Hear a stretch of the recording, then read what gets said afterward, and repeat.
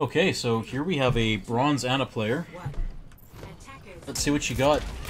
Zwellies? You're just kind of staring at your Reaper here, not healing him. Just heal him, right? You're literally looking right at him and not healing him. So this also might be because you don't have allied health bars turned on. So one thing to do, if you go to options and under controls, allied health bars, turn that to always. You should always have that on no matter what hero you're playing, but you especially need that on as a support. Just so like you can be looking around and, oh yeah, Reaper's at half health, right? You can actually see how much health he has. A couple of taps and he's full health. Take your medicine. I need healing.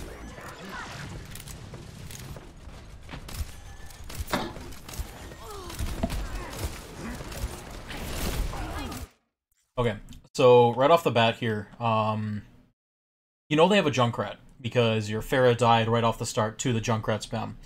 So the absolute last thing you want to be doing right now is poking in front of this choke, because right now their Junkrat is going to be on this high ground. He is just going to be lobbing his mines down here, right? And he is waiting. He is just waiting for a squishy character to poke their head out so he can just hit them with spam damage. So it doesn't really matter what hero you're playing, but this is especially true for supports. You always want to be playing around corners, always want to be playing around some kind of natural cover, right? So right here, you know, you're trying to heal your team, but you can do that from back here, right? You can peek, you can shoot, and you can avoid Junkrat spam. Right here, you're walking right out in the middle. And their Junkrat that see you can see you, their Reaper or Orisa can see you, their Torb can see you, their Ana can see you. Everybody on their team can see you and shoot at you. Right, and you are a high-value, high-priority target as Ana. It looks like your team has also decided to push left against a Junkrat, so going in this room against a Junkrat is a terrible, terrible idea. This is what makes Junkrat such a strong pick on Temple of Anubis A, because there are just small chokes for him to spam. You know, and you're running dive into a Junkrat, which is a little bit tough. Right, you're running dive into a double shield bunker. Again, that's a team comp and team coordination thing that just doesn't happen in bronze, but basically, when they're running a Junkrat, you want to push main, and you want to like maybe try to get top right or something like that. You don't want to go into little rooms like this. So, again, nothing you can do about that beside... Like, the only thing you can do about that is just be in team chat and say, hey, let's not push left against a Junkrat. That's just a bad idea. So also, like I said, stay here, Rick. Good. Stay around cover, stay around corners.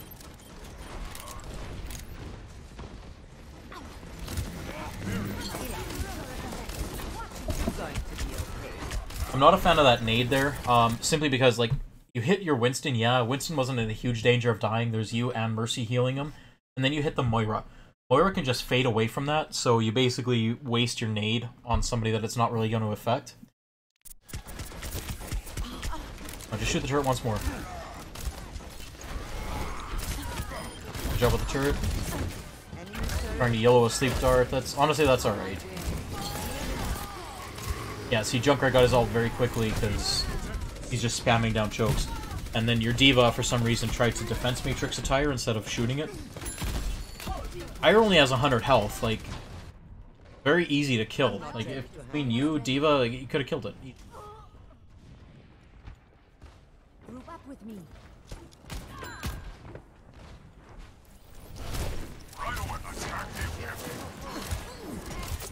So again, you're walking right out and choke. This is not what you want to do. Good sleep. Nice kill on the Moira.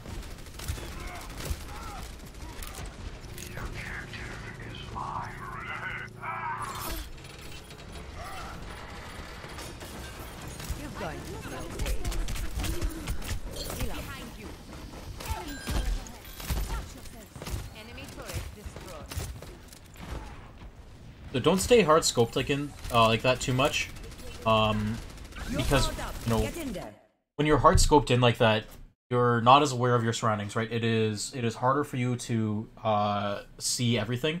That's why when you watch high level streamers, they're constantly quick scope, right? Because it's a balance of them being able to hit their hit scan shots and being able to see everything that's happening.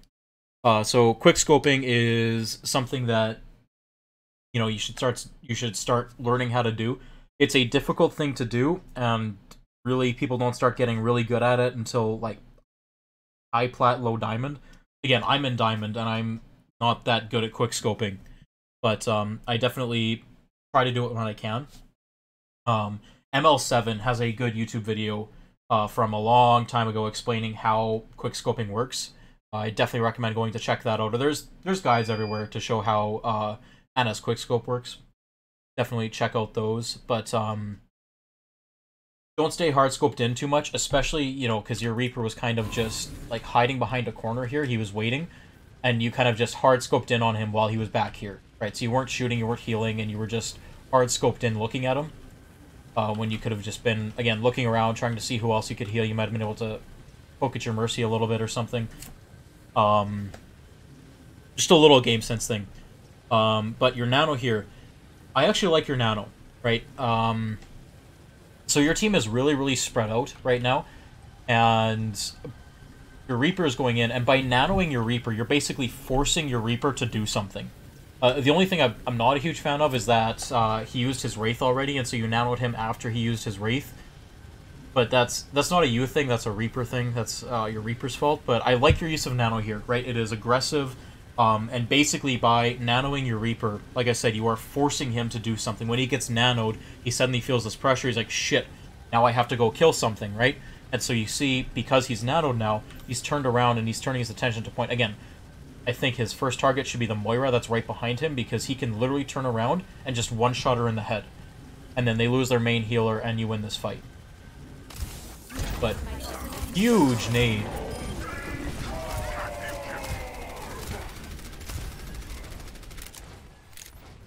I don't think you should have dropped off high ground there. Ana's one of those heroes that really benefits from high ground.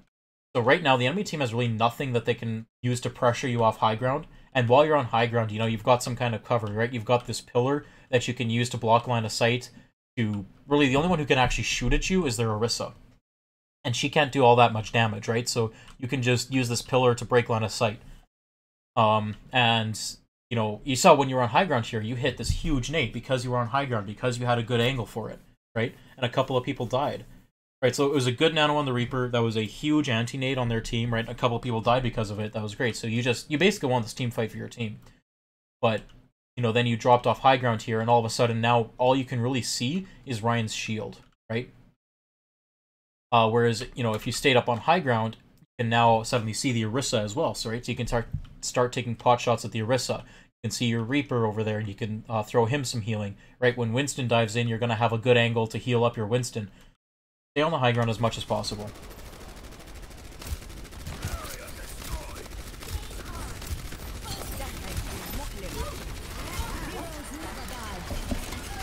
I will say that your aim does look like it needs a little bit of work. That shouldn't be your primary focus. Good try on the sleep dart and the charging Rhine. Whenever you see a Rhine charging, always throw a nade into the charging Rhine. It doesn't matter if it's your Rhine or the enemy Rhine. Always throw a nade at a charging Reinhardt. Because if it's your Rhine, what's going to happen is you anti whoever he has pinned, and you apply your healing effect to him. So he is going to get more healing, he's going to stay alive a little bit longer. And same thing with an enemy Rhine, right? If you anti an enemy Rhine, he is just going to get focused down a little bit faster. So always throw an anti-nade into the charge, right? I don't think you could have saved your Pharah here. Like, she got pinned and died. I don't think there's really anything you could have done. Unless you hit your sleep dart, but you anti the Rhine still, but now you're like way too close to him, right? Again, he can just swing at you 3 times and kill you. So being this close to Rhine is not where you want to be. I lost my train of thought before I went on that Reinhardt. Back up a little bit. See what I was thinking.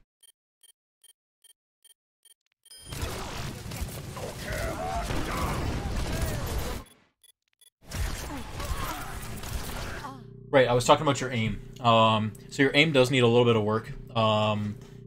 Again, that should not be your primary focus. Improving your aim is one of those things that's going to come with playtime. It does look like your aim is a little bit jerky, so I don't know if that's because your aim is too high or your sensitivity is too high or too low. But you know, it kind of looks like you're working across the screen. It's not very smooth, not very fluid. I'm wondering if you have to like pick up and drag your mouse or something like that. I'm not sure.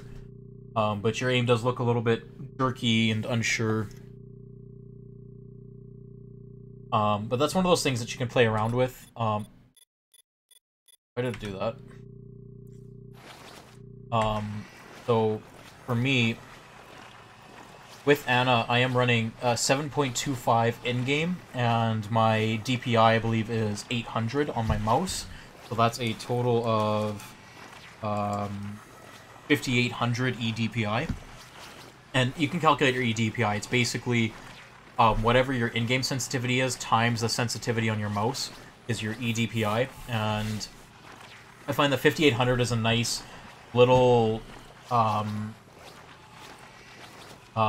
middle ground for me, because it allows me to basically very quickly and very easily spin a 180. So basically by doing this, so I can spin a 180 very easily just by moving my mouse halfway across my mouse pad, right? Or if I go a full way around my mouse pad, I can do it. Right, and that basically what this allows me to do is it allows me to play in the middle of my mouse pad, and if like a tracer or something is bugging me, I can just quickly flick around and do a 180-degree turn. Right, and then it allows me to keep my aim very fluid, very smooth, and basically your eDPI is going to be dependent on your desk space or your mouse pad size, right? But the general rule of thumb I follow for heroes like Ana is that I want to be able to do a 180-degree turn with half my mouse pad, or a little less than half my mouse pad. And again, that just is a nice balance between being slow enough and smooth enough that I can fine-tune my aim, and being fast enough that if I get pressured by a Genji or a Tracer, I can very quickly flick to look at them. So playing around with your sensitivity might be something that you can do to try and increase your accuracy a little bit, but again, your sensitivity is one of those things that is completely personal preference, and it should absolutely not be your first priority when trying to improve. It is a lower priority thing.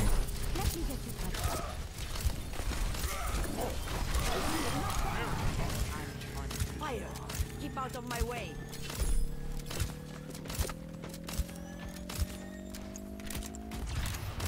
Objective A captured. Not sure where that nade was going. I think you might have been trying to YOLO it. You hit your Mercy though, that was cool. But it's whatever, you know, your nade's off cooldown by the time this next team fight starts.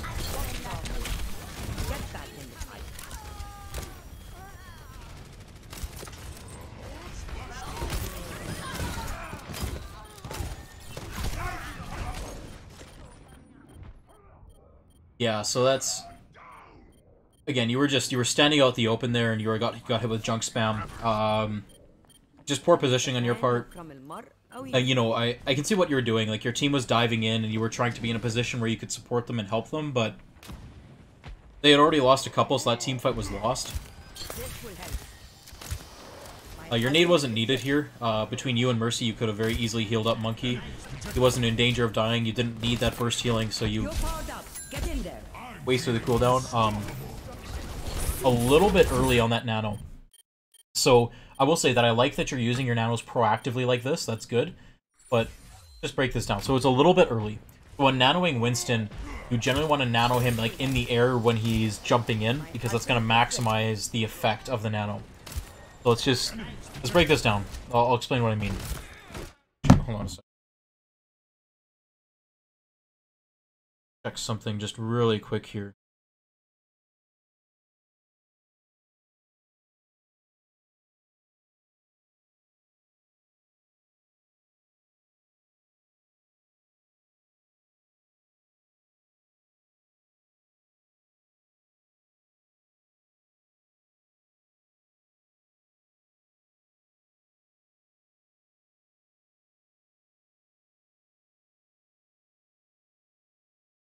So, okay, anyway. So there. 419. 1, 2, 3, 4, 5. So Nano Boost only lasts 8 seconds, right? And it took 5 seconds between activation before your monkey even dove in there, right? So you wasted more than half of the cast time or the duration of your Nano Boost. So, again, I like what you're doing here because by nanoing Winston, you are forcing him to jump in. You are forcing him to take space. You are forcing him to make a play. So that's all fine. What I would have done here is told Winston, hey, I've got nano for you. Go ahead and jump in, right? And then while he's in the air, you nano him. So when he lands, nano has just started, and he can use that full 8 seconds and do a lot of damage and put in a lot of work. Ana slept him, so it was just a good play by their Ana. So how much you could do there. But yeah, so now Nano's done and he had just landed in there. But your Reaper's popping off. Another thing I will say is I like when you nanoed your Winston and when your Winston jumped in, I like that you followed it with a nade. Again, that's one of those things where it's unfortunate. I think it hit the Orisa shield, so it didn't actually hit anyone. But that was a good play. And I like it because, again, if it hits your Winston, it's going to give him extra healing and help keep him alive just a little bit longer. And the added bonus, if you hit somebody else, it's going to knock away their healing, and it's going to help your Winston just secure those kills. So, that was good.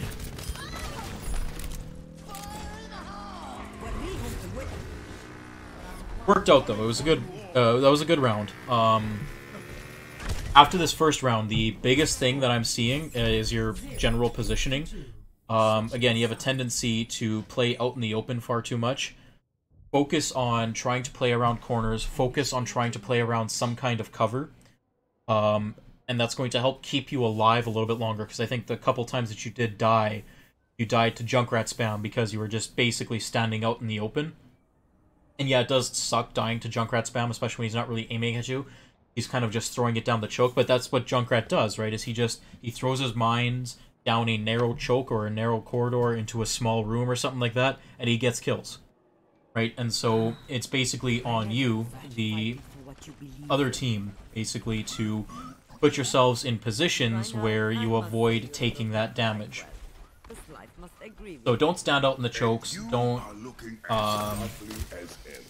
don't stand in a position where Junkrat can hit you with spam damage. Always play around corners, always play around some kind of cover, some kind of natural cover that is indestructible, where if you start being pressured, you start taking damage, you can just back up very short, very brief distance and completely avoid taking that damage. Second thing I want to say is when you're defending on Temple of Anubis A. So standing right here is a bad spot to start. If you're going to hold platform with your team, hold back here. Again, because you're just going to break line of sight with the enemy team. And if they start to rotate through this room, the team's going to call that out, and you're going to be able to rotate like behind pillar or something like that, or you could back upstairs even and back up over here. And basically, again, you can rotate when the enemy team rotates to protect yourself. However, I still think this is a bad spot for Ana to start with. Usually when I play Ana on Temple A, like I walk all the way around these stairs, all the way up here, past this Mega, and I jump up here, right? And so what this allows me to do is I can still see my entire team. I can still heal them. You know, if the enemy team pushes into this room, which is a very common way for them to go, I can still hit a nade in there. It's a long nade, and it's kind of tough to hit. But again, through practice, it's one of those things that you can kind of learn. And being up here, yes, I am a little bit farther away from my team, but that also makes it very difficult for the enemy team to pressure me, right? They have to be very aggressive to get themselves in a position where they can even see me up here. What this also does is by being up here, it gives your Mercy an avenue of escape, right? So if Mercy is over here and gets pressured, he can just look at you, fly over to you, right? And it helps her stay alive a little bit longer. You know, you could also, as Ana, when you're up on here, drop back here if they start pushing point, right? And you can play back here. So I think this is like just the better spot to start with as Ana.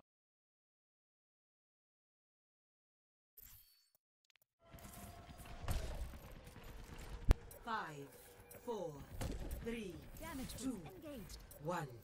Attackers incoming. Defend objective A.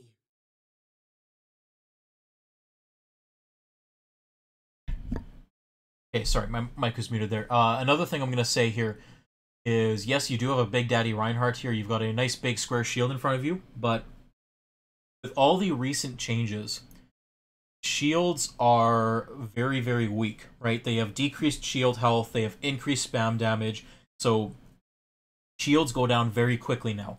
And shields are unreliable, right? So you're running a double shield Rein Sigma. Reinhardt could drop his shield at a whim to Fire Strike. Sigma's shield could go down, Sigma can recall his shield at any time, and suddenly shield's down and you're unprotected. And so as you get into higher ranks, when you start playing against things like Soldier or Hanzo, Widow, they're waiting for that shield to go down, right?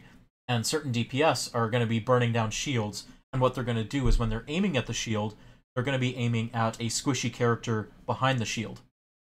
That way, on the off chance the shield goes down or the shield breaks, instead of shooting like the tank or something like that, their shots are going to be hitting that squishy character behind the shield, right? So they're going to be aiming at you and just hitting the shield, waiting for that shield to go down. So if Rein drops his shield on a whim to Fire Strike, all of a sudden, those shots are now hitting you, and you just got double shot by a McCree or something. So, don't stand behind shields. Do not trust shields. Like, they're very useful when you need them, but if you have the opportunity to, cover, right? Play around this pillar, play over by your Mercy, play high ground. Don't trust the shields, again, because it can go down, they can break. Use your heads out there. We get through this.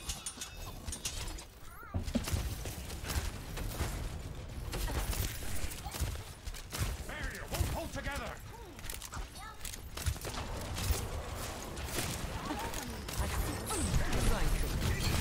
Nice nade.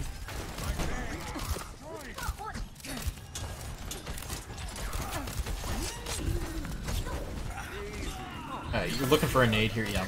So, your nade was off cooldown, and I can see what you were doing. You're looking for a nade to heal yourself. Just call for healing from your Mercy there, and start shooting something. Heal your team, do damage to the enemy or something. While your nade's off cooldown, at least. It was good you naded to heal yourself, but you kind of just spent a few seconds there doing nothing. Sleep.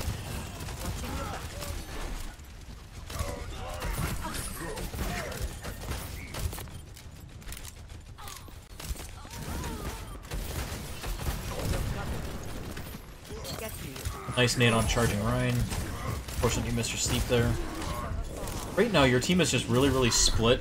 You know, they kind of pushed points and they went full pincer. Like, they divided and conquered. Your Reinhardt just kind of did nothing standing on platform. You're not getting rid of That was a rough fight. I don't think there's anything you as Ana could have done there to affect the outcome, but You're going to be okay. that was just a weird fight loss. You know, your team backed up and your Reinhardt didn't. Get in there. Enemies in our orbit. The pain. Okay, so I think that was a little bit early on the nano boost on the Bastion there. Again, I like the aggressiveness of it. I like that you're not holding on to your ultimate. And you know what? I think a nano Bastion is a fine target, especially if he's like, nano Bastion is terrifying. Especially if he has a Mercy Pocket, he just deletes things. But you saw what you did there, is you nanoed him before the enemy team was pushing in, and they just waited out.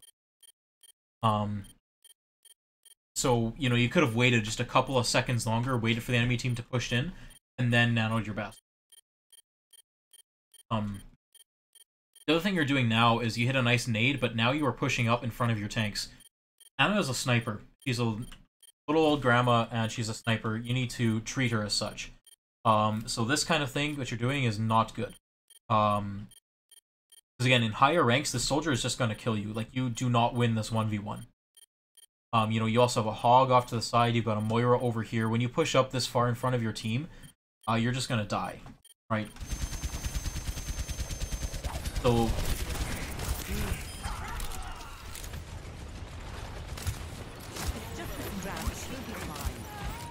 that was one of those plays that I think worked only because of the rank that you're in. In higher ranks, playing that aggressive, taking that 1v1 against the soldier is not going to work.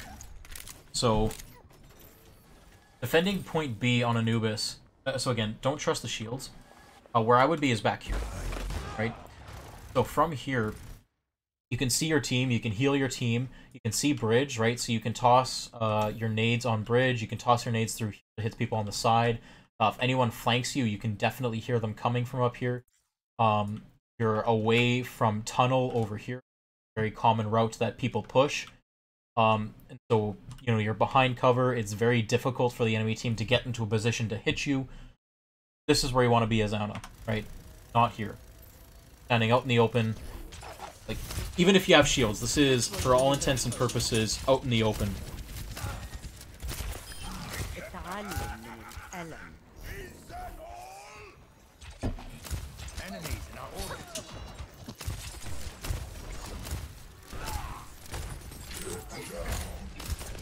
Yeah, so that very well could have hooked you instead. That hawk could have hooked you and killed you because you were in a bad position. Watching your back.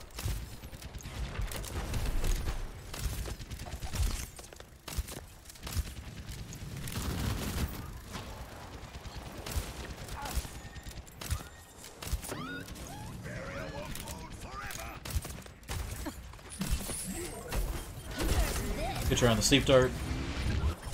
Good job avoiding the Diva Bomb.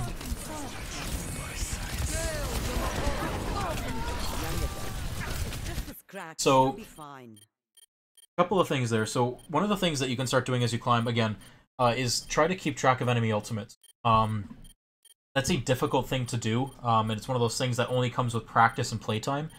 But there, you know, Soldier hadn't used his ult yet, Genji hasn't used their ult yet, so you kind of know that they probably have their ultimates. The general rule of thumb is every 2 team fights, they should get their ultimates, especially for DPS, right? They generally build ults pretty quickly. So if you think that somebody like Soldier or Genji has their ultimate, just hang on to your sleep dart, right? Because you can completely counter Soldier's ult, you can completely counter Blade just by sleeping that target. But again, that's the kind of thing that it'll help you climb, right? You know, right here, if you sleep this Soldier, or when Genji nano blades, that's going to be huge, and it's going to win team fights. What I did like here is Soldier shattered, and you threw a nade into the shatter, right? That is really good. You almost always want to throw a nade into a grav or into a shatter. It's an easy nade to hit. It's just unfortunate that you missed the Soldier there, but again, that's one of those mechanical things that's just going to come with playtime, but it was the right idea, and definitely keep doing that.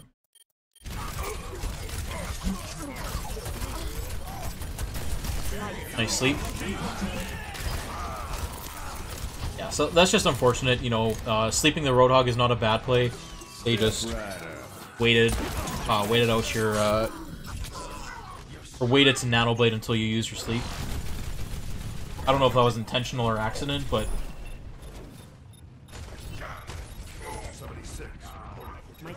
Sleeping and ulting Roadhog is never a bad thing to do.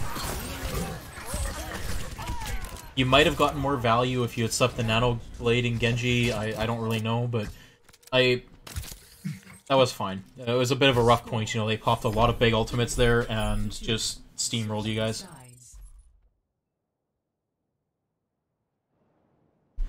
So, same as before, the biggest things that I'm noticing, your general positioning, you're playing way out in the open too much and you're playing a little too aggressively. Focus on playing back from the fight a little bit. Try to play on an angle off to the side somewhere and play around some kind of natural cover. I think if you start doing that, you're going to be dying less, right? You're not going to die as much to random spam, and when you're alive, you have more value to your team than when you're dead. So, the longer you stay alive, the more value you provide, and the more you're going to win.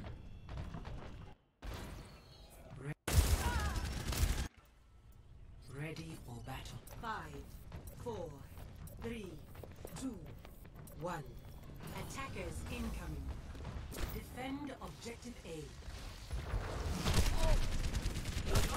Little thing, don't be in front of your tanks when you push here, because your tanks can't get one shot really easily. You can.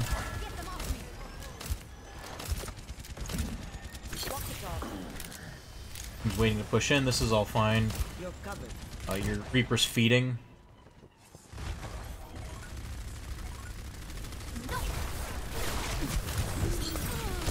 So that was honestly, that was okay. So your team dropped in there. What should have happened is your Winston should have bubbled first. Then you guys should have pushed in, and then when Winston bubbles break, then your Diva should have defense matrixed. But it was a good idea, just not optimally executed by your tanks. This is dangerous, this is dangerous.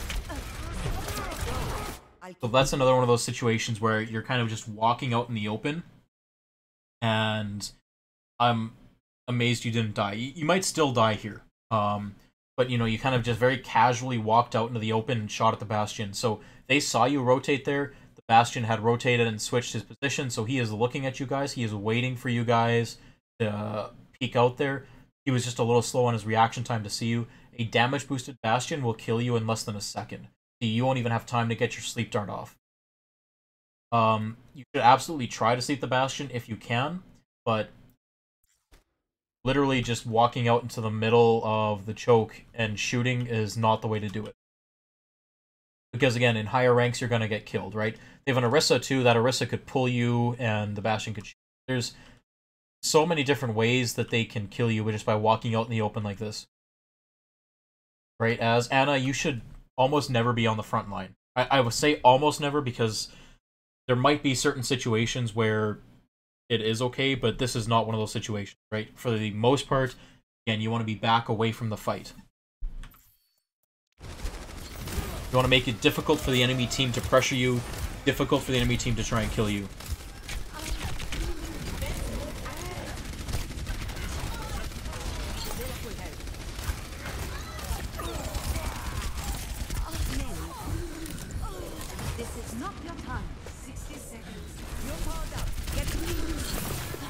Good nano on the Winston. Again, I like that nano because you're forcing your Winston to be aggressive.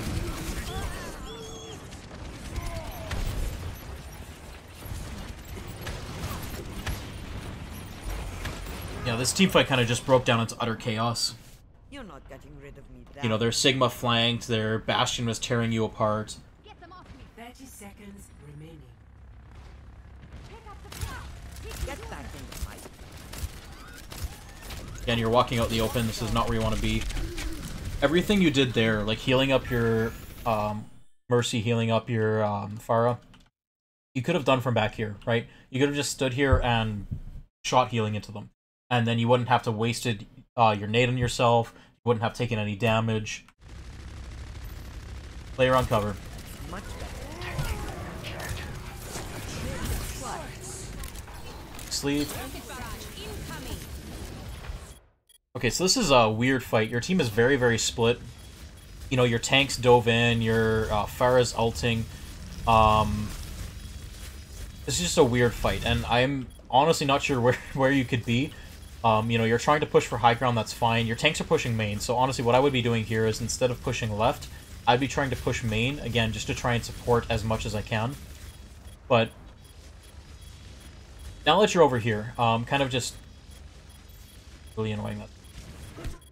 Okay, there we go. You know, you slept the Moira, which is good. One thing that Ana does have is whenever you sleep somebody, always call for help. Again, there's no one that's really around that can help you, so if there's not, Ana does have a combo that she can perform to kill anything with 200 health. And the basic idea is you shoot, nade, shoot, melee. And that is enough to kill a 200 health character. Somebody like Moira, however, is a little tougher to kill because she has Fade, right? And she can escape from that. And actually, because your primary fire doesn't do instantaneous damage, it does 70 damage over like 1.5 seconds or something like that. I can't remember exactly what it is. It is damage over time. Moira can actually fade away from your damage. So she is tougher to kill. But basically, the idea is when you sleep somebody, you wait until they start to wake up. Then as they begin the waking up animation, you shoot, nade, shoot, and then melee. You do that as quickly as you can. The thing about the shoot nade combo is that nade actually cancels out the full shoot animation. So you have to be very, very quick with it. And And the reason you want to wait until the person you slept wakes up on their own is because that animation is longer than the animation if you wake them up, right? So there, there you didn't wait the full 5 seconds for the sleep to wear off. You shot instead, and that animation is shorter than if you had just waited the 5 seconds for Moira to wake up. However, waiting 5 seconds when you're this close to overtime is... you don't have that kind of time to wait. But, I mean, you did spend almost 10 seconds 1v1ing a Moira while your team was on point and dying. I think the better play there would have been to try and push main and try and support your tanks. I don't know if you could have kept them alive through this fight, but you might have. Right? Because your team only had Mercy to heal, they just got melted very, very quickly. You might have been able to put in enough sustain to keep them alive through this fight and maybe capture a tick or something. Score 2-2. Switching sides.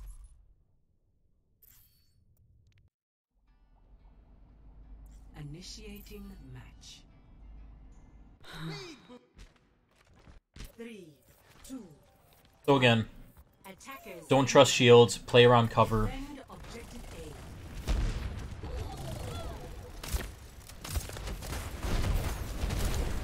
A. As Ana, you're actually not a terrible counter to Pharah.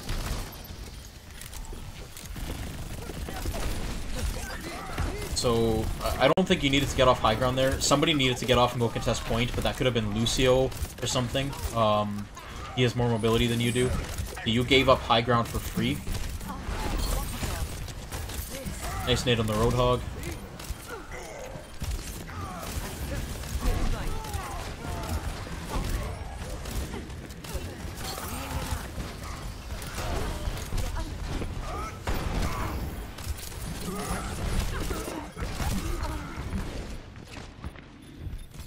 Alright, so, I mean, that last fight, they just kind of rolled through you guys. You know, they baited you off high ground, you took the baits, and that's kind of a team thing. You probably could have stayed on high ground there. High ground is very, very valuable, very important in Overwatch. And again, you know, as Ana, you know, instead of holding up here on defense, if you had been up here, you would have been in a better position to threaten them, right? You could have rotated around here and shot at the Lucio and the Tracer. You know, and then you could have, if you had to, you could have dropped down to the corner here and kind of played around this little bit of cover here to try and contest point. But again, you know, somebody like Lucio would probably be a better bet because he has mobility. He can actually contest point for a little bit longer than you can. But is what it is. One of those things where it's just basically a team coordination thing more than a you thing. After all this, you know, as I was explaining throughout the video, I think that the biggest thing you should focus on is your positioning. So stop playing so much in the open. Don't trust shields because they can just go down too quickly or without warning. Don't just walk in front of the chokes as much as possible. Always play around some kind of natural cover, some kind of corner, something where you can just back up and avoid taking damage if you start to get focused. If you do that, you're going to start dying less, and when you die less, you're alive more, and you provide more value to your team. And you're going to start winning more games, and you're going to start climbing. The second thing I think that you can start focusing on is kind of just your general game sense, and unfortunately, there's not much you can do to improve game sense other than just play the game. But one of the things that can help, you know, as Ana or as any support really, is just look around a little bit more.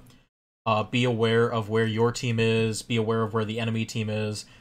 Make sure you have allied health bars turned on so you can kind of pay attention to your team and their health and pick and choose who to heal. But yeah, those are the two biggest things that I think you can focus on, and if you do that, I definitely think you can start climbing. Well done.